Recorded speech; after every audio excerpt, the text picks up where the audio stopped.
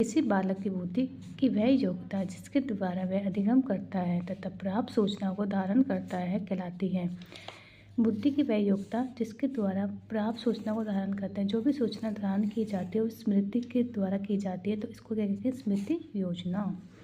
शीर्षक रचनात्मक आकलन। रचनात्मक आकलन क्या होता है? जब बच्चे का यह देखा जाता है कि बच्चा उस कार्य को कर पा रहा है, नहीं कर पा रहा, कुछ कमी है, तो उसको दूर की जाती है।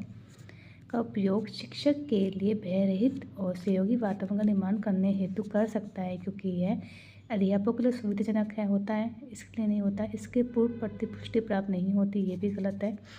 शिक्षार्थियों को की अधिगम में सक्रिय भागीदारी सुनिश्चित करता है, ये ठीक है, क्योंकि जो रचनात्मक आकलन है वो शिक्षार्थियों के अधिगम मतलब बच्चों के सीखने के सक्रिय भागीदारी सुनिश्चित करता है।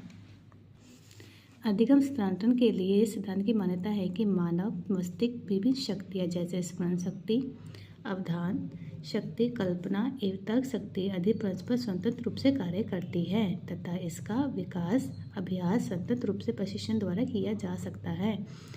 जो ये मस्तिष्क की जो विभिन्न शक्तियाँ होती है जैसे स्मरण शक्ति, अवधान शक्ति, कल्पना शक्ति, तर्क शक्ति, जो इसका कार्य औपचारिक अनुशासन का सिद्धांत, इसके अंतर्गत औपचारिक अनुशासन के सिद्धांत के अंतर्गत इस सभी शक्तियों को इंक्लूड किया जाता है। समाज के प्रति छात्रों में उत्तरदायित्व की भावना का विकास करने हेतु हमें एक बच्चे में उत्तरदायित्व की भावना का विकास करना, तो हम कैसे कर सकते हैं? हम जैसे इन बच्चों को क्या समाज में ले जाएं और समाज के लोगों के साथ मिलाएं, उनसे बातें करवाएं, उससे क्या होगा? बच्चे में उत्तरदायित्व की भावना का विकास होगा। छात्रों में समाज में ऐसे लोगों से संपर्क में रहना चाहिए, जैसे इन लोगों के संपर्क में रहेंगे तो उस बच्चे में उत्तरदायित्व की भावना का विकास होगा। मानसिक तनाव को दूर करने के लिए व्यक्ति आत्म सुरक्षा अभियांत्रिकियाँ अपनाता है। आत्म सुरक्षा के अंदर हमारे प्रक्षेपण, पलायन, उत्तरदायित्वकरण ये सभी आ जाते हैं। ये डी ऑप्शन ठीक है। सृजनात्मकता बालक की प्रवृत्ति होती है। जो क्रिएटिव बालक होते हैं उनकी बुद्धि 140 से ऊपर नहीं होती। ये आम मान्य कार्य होते नहीं, ये आलस वाले होते हैं नहीं। सृजनात्मक जो बालक होता है सदैव सफलता के उन्मुख होता है। जो मैस्लो ने व्यक्ति की मूल आवश्यकता का सिद्धांत दिया, उसका प्रथम स्थान कौन सा है? पहला शारीरिक आवश्यकता। जो पहला स्थान दिया मैस्लो ने पहला स्थान दिया था वो शारीरिक आवश्यकता को दिया था। उसके बाद उन्होंने सुरक्षा को दिया था। थर्ड है कैट लेविन द्वारा अधिगम का सिद्धांत दिया गया था। कौन सा? क्षेत्र सिद्धांत। ये मैंने अभी करवाया है आपको कल ही। क्षेत्र सिद्धांत द्वारा कैट लेविन द्वारा दिया गया है। कल्पना शक्ति अमूर्त चिंतन बाल विकास की अवस्था में प्रारंभ हो जाता है। इसमें बोला कब स्टार्ट हो जाता है, तो उत्तर बाल्यावस्था में हमारा जो अमूर्त चिंतन कल्पना शक्ति स्टार्ट हो जाती है। निम्न में से कौन सी विशेषता किशोरावस्था की प्रमुख विशेषताओं में से एक नहीं है? इनमें कल्पना शक्ति का विकास होता है, संवेगों का भी होता है, संचय की प्रवृत्ति भी होती है, पर तीव्र मानसिक विकास नहीं होता। हमारा फोर्थ ऑप्शन सही है। व्यक्ति अपना संतुलन किस प्रकार स्थापित कर सकता है? बाधाओं के समाधान द्वारा, विश्लेषण और निर्णय द्वारा। किसी व्यक्ति को संतुलन रखना है तो कैसे कर सकता है? अगर वो किसी हर चीज़ का विश्लेषण करेगा कि ये सही है गलत है और उसी टाइम पे उस चीज़ के सही निर्णय ले लेगा तो वह व्यक्ति अपने आप को संतुलन कर सकता है। एक अध्यापक ने देखा कि एक छात्र वर्ग बनाने में कठिनाई हो रही है। अनुमान लगाया कि उसको हीरे का ड्राइंग भी वो नहीं बना पाएगा। क्योंकि क्या है? क्योंकि बच्चे का जो एक विकास होता है व्यवस्थित क्रम में होता है। क्योंकि जैसे हम बच्चों को एकदम से बच्चों को काउंटिंग नहीं लिखवा सकते, क्योंकि पहले हमें बच्चों को क्या है स्लीपिंग लाइन, स्टैंडिंग लाइन ये चीज़ लिखवानी पड़ेगी, उसके बाद बच्चों को काउंटिंग सिखा सकते हैं। उसी तरह विकास एक व्यवस्थित क्रम में होता है, क्योंकि जब तक बच्चा एक वर्ग नहीं बना पाएगा तब तक वो एक हीरे का ड्राइंग बच्चा नहीं बना सकता। यदि कोई बालक खिलौने को देखता है और मिट्टी के खिलौने बनाने का प्रयास करता है और बना भी लेता है, तो ये बालक की रुचि क्या है? ये बच्चे की जो रुचि शारीरिक रुचि है। क्योंकि जब एक शारीरिक अभिरुचि क्या होती है? जब बच्चा किसी सामान को देखता है उसी तरह उस खिलौने को बना देता है, तो वो एक शारीरिक अभिरुचि है। जब पूर्व ज्ञान अनुभव नवीन समस्या को हल करने में सहायक हो तो उस प्रकार स्थानांतरण के घनात्मक।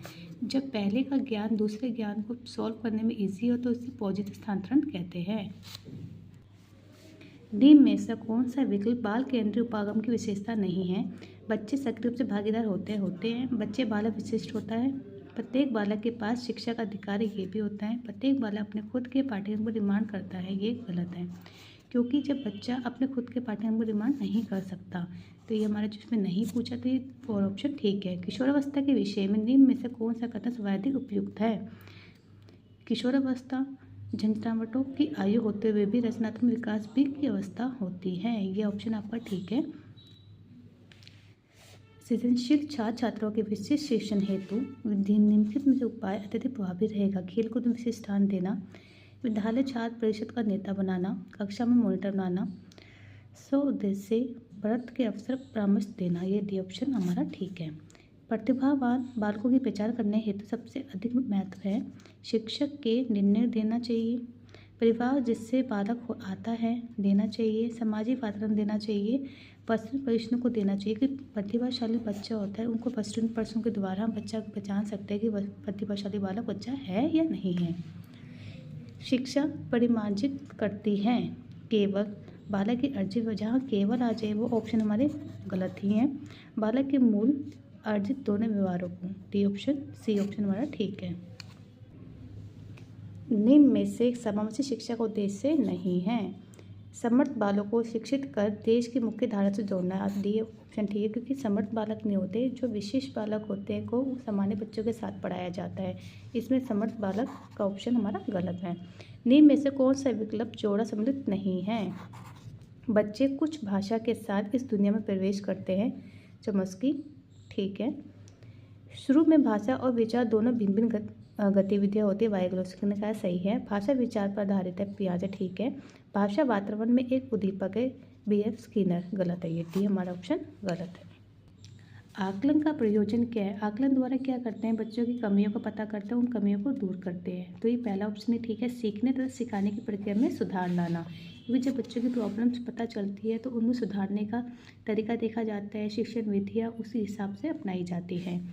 ऐसे शिक्षार्थी जिससे बुद्धि टेक्स्ट प्रकार की होती है, ज़्यादातर वे भविष्य में वकील, डॉक्टर, दार्शनिक, साहित्य आदि बनते हैं। अमूर्त बुद्धि, जो अमूर्त बुद्धि के बच्चे होते हैं तो वो डॉक्टर, दार्शनिक, वकील वगैरह बनते हैं। एक बालक PEN को NEP लिखता है, यह बालक किस समस्या से ग्रस्त है? जो बच्चा लिखने में प्रॉब्लम करता है तो उसे डिस्ग्राफिया कहते हैं। मैंने ये सारे पॉइंट अपने वीडियो में करवा रखे हैं, आप एक बार देख लेना। एक शिक्षक के लिए बाल विकास के सिद्धांतों की जानकारी होना आवश्यक है, क्योंकि सहायता वह है, क्योंकि एक भी टीचर के लिए अगर बाल विकास के सिद्धांतों की उनको जानकारी है तो शिक्षार्थियों को भिन्न भिन्न शैलियों को प्रभावी रूप से संबोधित कर सकती है, क्योंकि जितने भी टीचिंग मेथड्स होते हैं उसका उपयोग टीचर अपने बच्चों को पढ़ाने के लिए यूज़ कर सकती है, इसलिए डी ऑप्शन हमारा ठीक है। अधिगम प्रक्रिया में अभिप्रेरणा का कार्य है, जो भी हमारी अभिप्रेरणा है, अभिप्रेरणा द्वारा क्या होता है? बच्चा मोटिवेट होता है, किसी भी कार्य पर बच्चा ढंग से करता है और अपने लक्ष्य की प्राप्ति बच्चा कर लेता है। इसमें का पूर्ण अनुभवों को नवीन अधिगम से अलग करना, तो थर्ड ऑप्शन हमारा गलत है। शिक्षार्थियों को जिद्दी प्रवृत्ति का बनाता है, ये भी गलत है। शिक्षार्थियों में तर्क शक्ति के विकास को तीव्र बनाता है, ये भी गलत है।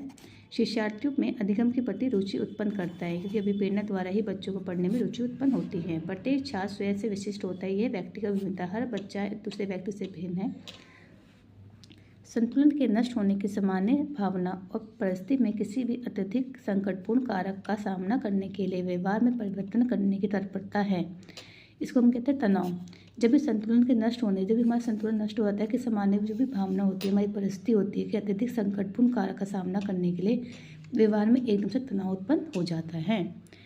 चिंतन युक्त अधिगम का लक्षण है, जब भी हम चिंतन करते हैं तो उससे हमारी समस्या का समाधान हो जाता है, कि चिंतन द्वारा ही हम बड़ी से बड़ी प्रॉब्लम को सोल्व कर सकते हैं, उसके बारे में सोच सकते हैं।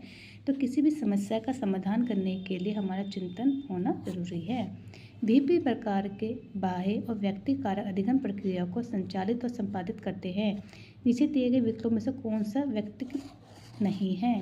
अभ्यास, सह क्रिया है, शारीरिक थकान है, हमारा ये नहीं है, तो कौन नहीं ऑप्शन पूछा, तो हमारा साफ सफाई ऑप्शन ठीक है।